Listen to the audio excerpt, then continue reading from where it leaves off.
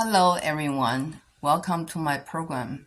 Today, we're going to talk about the Jing and the chess. Tyler Carden is here. He's my friend. I learned to play chess from him. He's a player and a programmer. I find many similarities between the chess and the Jing. I would like to share these interesting observations. Hi, I'm Tyler Carden, and I know some of the terms in chess that we can talk about and draw a comparison with the I Ching. One that Annie pointed out to me was the 64 squares of the chessboard.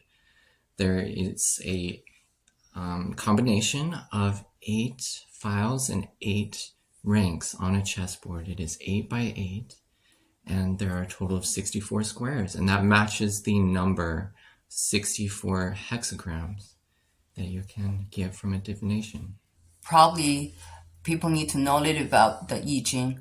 It's also known as the Book of Changes. It's one of the oldest texts in the world and that came from China. The I Ching is known for it has 64 hexagrams, but interestingly, the original one was trigrams and it only has 8. So we have that interesting parallel of 8 possible trigrams multiplied by 8 additional trigrams above or below it that results in 64 possibilities, just like chess. You're a programmer, so you know it's like the 64 CPU. bits and the CPU.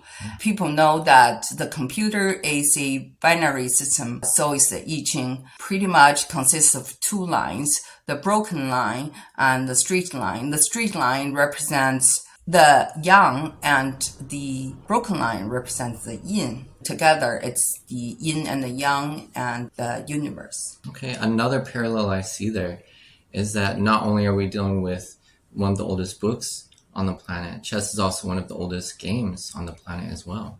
So I think we have some of those commonalities where we're drawing from the experiences of the primitive minds of people from a long time ago. The black and white in chessboard represents the yin and the yang as well. When you start to play, you play with the white first. So the white represents the yang and the black represents the yin. I was told, Tyler, that the chess was probably invented by an ancient ruler. This Book of Changes was also created by an ancient ruler from China, King Wen, the first king of the Zhou dynasty.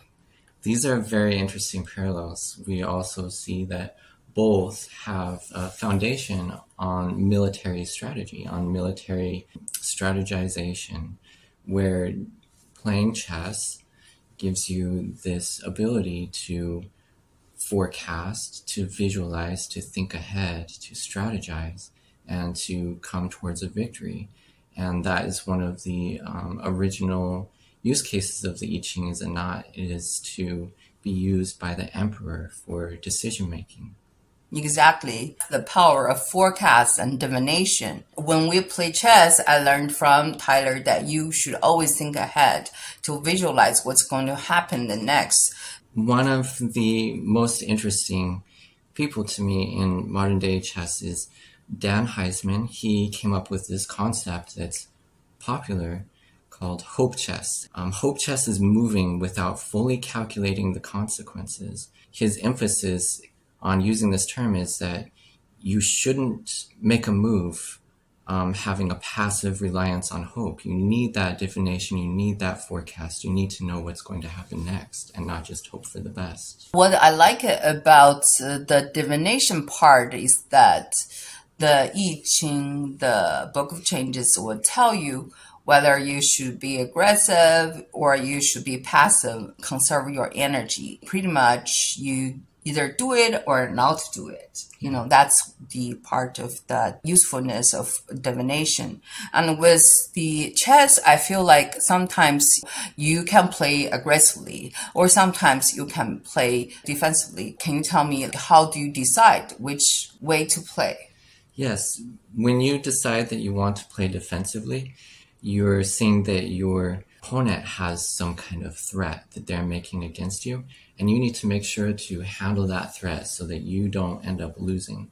So if your opponent ends up getting in a better position than you, then you're really going for preservation. You're going for a draw, and you're trying to avoid the loss. If you win, that's the best case scenario, but you're going for at least a draw if possible and avoiding losing.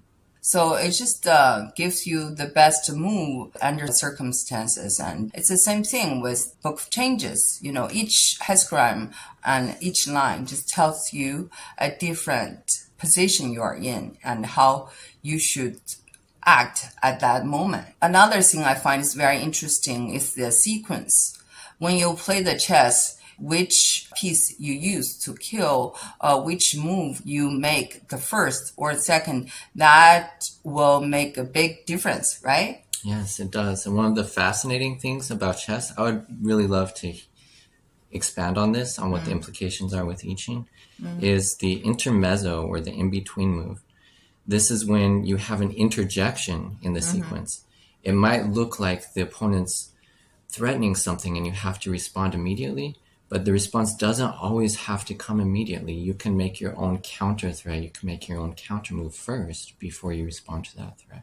Yes, about balance. I Ching is talking about two things. One is to change, always changing dynamic. The same thing in chess, there's always changing. It changes a lot. Each hexagram has its limitations. There are some extremely good hexagrams, like hexagram 11, but everything has a limitation. Owning one hexagram out of the 64, it's all good. You have to know your limitation. It's the same thing when you play the chess, no matter how powerful you are as a queen or how small you are as a pawn, you have your strengths and your limitations at the same time. Am I right? Yes, and that's why you need to consider all of these pieces' different limitations and have them work together. Those limitations create that balance that you described. You can't just win with a single piece. You need to have multiple pieces coordinating together and acting together. The king, it will be like hexagram 1, 乾卦, because it's the most powerful.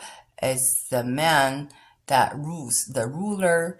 乾卦is the same thing. Number 1, it's all like yang. When you have all these powerful yang in 6 lines, interestingly, just like the king, he can only move 1 square each time. No matter how powerful you are, you have your limitations. Use the pawn as a example. The pawn is very small, insignificant, and it's ready to sacrifice. It's most easily to be sacrificed. I think it'll be like 坎卦. 坎卦, it's all water, right? So it's like water in the Book of Changes represent danger. So the pawns will face a lot of danger and to sacrifice for the king. That's the limitation of pawn. But when the pawn become like a pawn chain, and they can be so powerful, and even more dramatically is that survive toward the end, it can be promoted into a powerful queen. Yes. The true power of the pawn chain is when they're chained together, when they're linked together. If you take the pawn in front, it'll just say, so what? The pawn behind will just replace me. And so that coordination is one of the ways that you compensate for the limitations of the piece. You find a way for them to work together within the limitations and to create that balance on the board. Each pawn is small, but they have quantity. So when you have 8 of them, they're not small anymore. Eventually, one of them will survive. So that's like 坎卦. 坎卦, normally people think in the Book of Changes will be one of the most dangerous. In Chinese, we say 危机. So when there is a danger, there is an opportunity. They seem to be killed so easily, but once they survive, they are promoted to the queen. They can win the game. And is that right? A lot of times, it's the pawn who decides the final win. Yes, if you're reaching the end game of a chess game, when you have less and less pieces on the board, the pawns become more significant because they will become the deciding factor. You gain an extra piece by promoting that pawn, so that pawn will be the most important piece on the board. Danger can lead to opportunities. That's a good conclusion.